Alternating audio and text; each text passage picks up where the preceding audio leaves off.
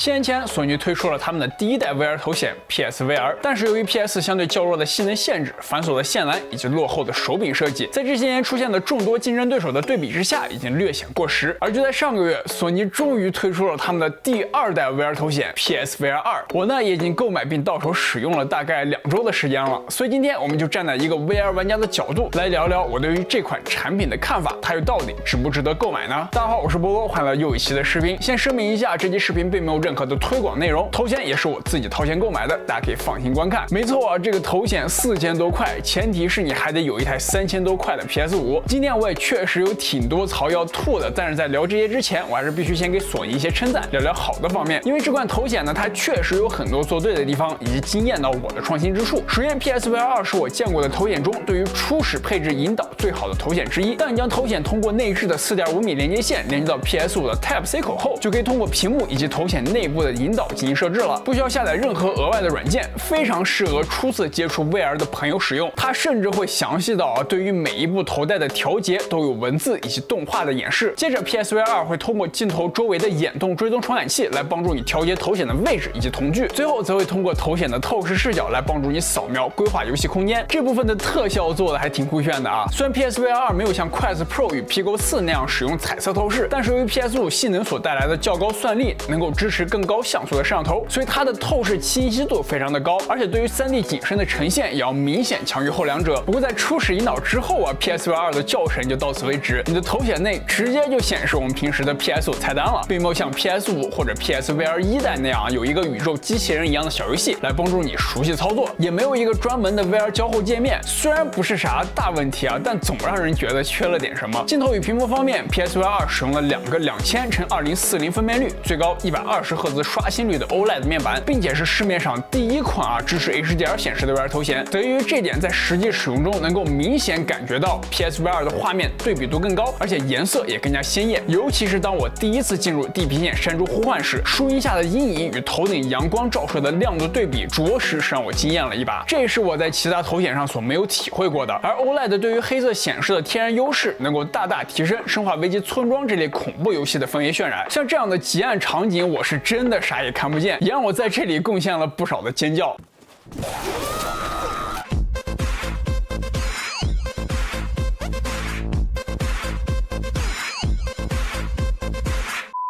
然而在显示上 ，PSVR 2也并不是完全没有妥协。由于 OLED 面板的像素排列空隙相比 LCD 较大，而且似乎是使用了钻石排列，2000x2040的分辨率并没有想象中的那么高清。虽然能够极大的减少纱妆效应，这个在 PSVR 2里已经非常不明显了，但是会导致画面的锐度略有下降，很多时候都能在画面中看到像一层膜一样的东西。当然在游戏时啊，因为比较沉浸，一般不会注意到这些细节。不过当你在浏览菜单或者观影时，还是偶尔会感受到它的存在。而且我还发现啊，在显示白字时，它们的周围轮廓有时会出现一点彩虹效应，但是好在大部分时候都不明显。不知道为什么索尼这次没有使用目前业界标准的 Pancake 镜头，而是采用了上一代 VR 头显中比较常见的菲涅尔镜头，也就意味着 PSVR 2的甜蜜点较小，需要调整到较为精确的位置才能够看清屏幕。不过好在 PSVR 2背后有 PS5 这个老大哥提供算力，在游戏画面上还是要强于一体机不少。但同样也由于 PS5 的机能所限，在一些游戏的高速移动时刻，你会明显的看到由于重投影补帧所导致的鬼影现象。接着在 FOV 视场角方面 ，PSVR 2为110度，虽然不比 Index 小派那样的超大视角，但是相比起市面上的主流头显，还是有小幅的提升，尤其是在纵轴 FOV 上，能够明显感觉到比 Quest 2有所提升。另外值得一提的点是啊 ，PSVR 2是可以用来当做一个大屏显示器来游玩 PS5 的非 VR 游戏的，而且由于 HDR 的支持以及较低的纱妆效应，虽然依旧不及中高端游戏投影的效果，但是我个人认为它在作为游戏剧目时的可用性要比 Quest 2、Pico 4甚至 Quest Pro 都强。如果你是住在宿舍等环境，不方便购买投影或者超大屏电视的话，那么 PSVR 2确实可以作为一个替代品来使用。那么聊完了显示效果啊，我们再聊聊它的舒适性。不得不说，索尼在头戴的设计上真是有2把刷子。这种 Halo 的设计也是我个人最喜欢的类型，就因为 PSVR 2本身不具备处理芯片与电池，不仅杜绝了前后后重量分配不均的问题，也很轻啊，只有560克，舒适度跟稳定性都在第一梯队。所以一旦你找到最佳的观看与佩戴角度，基本可以在游玩时一直保持稳定。同时，因为超大的遮光面罩，它也是我使用过的对于眼镜支持最好的头显。像我这样较大的框架眼镜啊，也完全没有问题。上一款我能够直接戴眼镜的 VR 头显还是1500美刀，哦不对，现在降价为999刀的 Quest Pro， 而且是在摘掉遮光罩的情况下。除此之外的其他大部分头显啊，我的眼镜则根本塞不进去。但它也不是没有缺点，这个面罩的透气效果较差，每当我游玩超过1个小时后，都能感受到里面聚集的那股热气。而且很遗憾啊 ，PSVR 2的头戴虽然可以拆卸，但是相比起其他头显要麻烦得多，很难说会不会有第三方厂商开发相应的产品。另一个 PSVR 2的创新点呢，则是它是第一款拥有震动反馈功能的 VR 头显。这里的震动不是指手柄的震动，而是头显本身的震动。比如我们在游戏中被击中头部，或者使用后坐力较高的武器时，都能够明显感觉到脑袋也在嗡嗡作响，可以大大提升游玩过程中的沉浸感。当然，大家也不必担心啊，这个震动还没有强烈到会带来不适感的程度。除此之外 ，PSVR 2也有跟 Quest Pro 相近的眼动追踪，在一些游戏中，你甚至不需要使用摇杆，使用眼神就可以浏览、翻阅菜单，还是挺酷的。同时，由于这个传感器的加入 ，PSVR 2可以使用 Foveated Rendering， 这个根据眼球运动来渲染画面的功能，可以让你的注视点处画面更加清晰，而周边视角分辨率则低一点，来节省资源，使 PS5 能够发挥更高的性能。在手柄方面 ，PSVR 2的 DualSense Edge 手柄使用了跟 PS5 手柄相同的触觉反馈以及自适应扳机设计，也就意味着在抓取不同物品以及使用不同武器射击时，你的手感都是不一样的，非常不错的一个创新。耳机方面，虽然 PSVR 2自身是不带扬声器的，但是索尼附送了这样一副耳机，立体声效果还算不错，而且当你不用时啊，也可以塞到上方的开孔，防止它到处晃荡。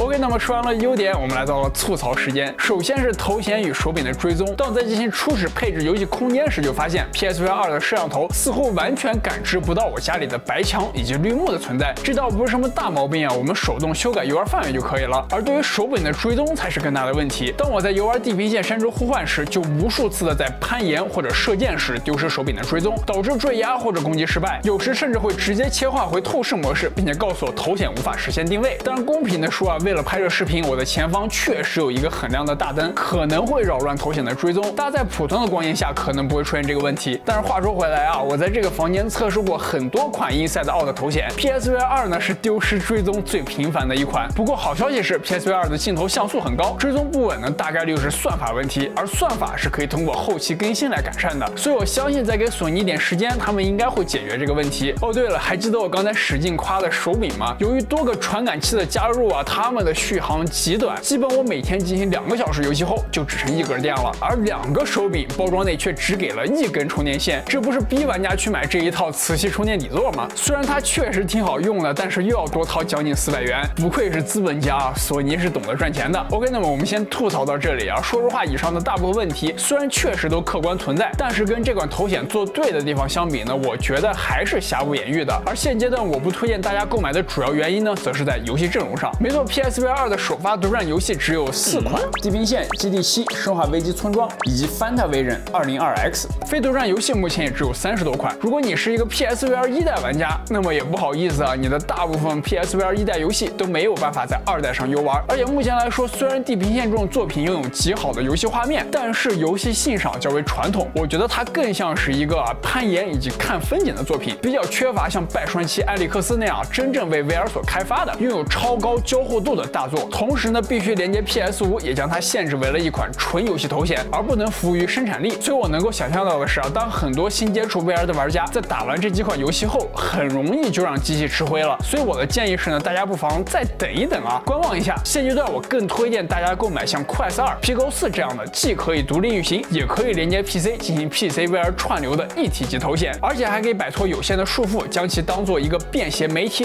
与娱乐终端。价格呢也要低不少，普遍在2000多元这个价位。像 Quest 2前几天还刚刚降价了，吃灰的几率呢也更低。但是像我说的，这只是现阶段 PSVR 2在硬件方面还是有不少可取之处的。索尼也确实是搭建了一个很稳固的次时代 VR 硬件平台。那么我也相信，随着 PSVR 2平台游戏的增加，它的可玩性也会逐渐提升。到时候呢，我会再次重新审视这款头显。OK， 那么这期视频的内容就差不多到这里了。我是菠萝，我们下期视频再见，拜拜。